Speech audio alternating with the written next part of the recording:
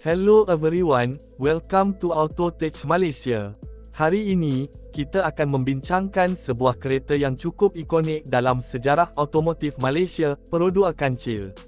Walaupun pengeluarannya telah dihentikan sejak tahun 2009, Kancil masih menjadi pilihan ramai, terutama dalam pasaran kereta terpakai, kerana harganya yang mampu milik, penggunaan minyak yang menjimatkan, dan saiznya yang kompak, sesuai untuk pemanduan di kawasan bandar. Pada tahun 2025, tiada model baharu Kancil diperkenalkan, namun legasinya masih kekal sebagai salah satu kereta kegemaran rakyat Malaysia.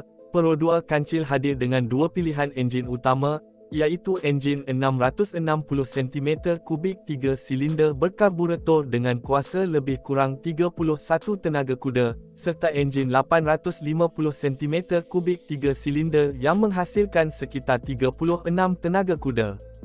Kedua-duanya dipadankan dengan transmisi manual 5 kelajuan, manakala varian tertentu dilengkapi dengan transmisi automatik 3 kelajuan.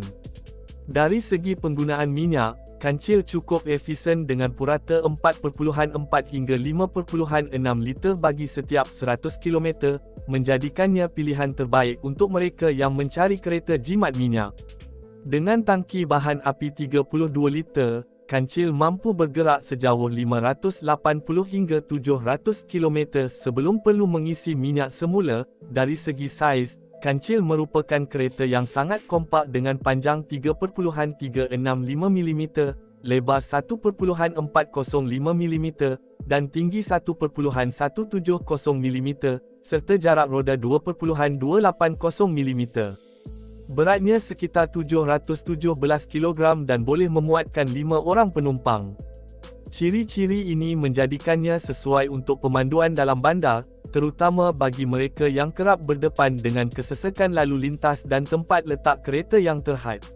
Sepanjang tempoh pengeluarannya, Kancil ditawarkan dalam beberapa varian, termasuk Kancil 660EX dengan bampar hitam, 850EX dengan bampar berwarna badan, dan 850AZ yang lebih premium dengan enjin suntikan bahan api serta transmisi automatik. Pada tahun 2025, Kancil masih boleh didapati dalam pasaran kereta terpakai di Malaysia dengan harga antara RM2,345 hingga RM7,800, bergantung kepada kondisi dan tahun pengeluarannya. Harga median bagi model ini dianggarkan sekitar RM3,999.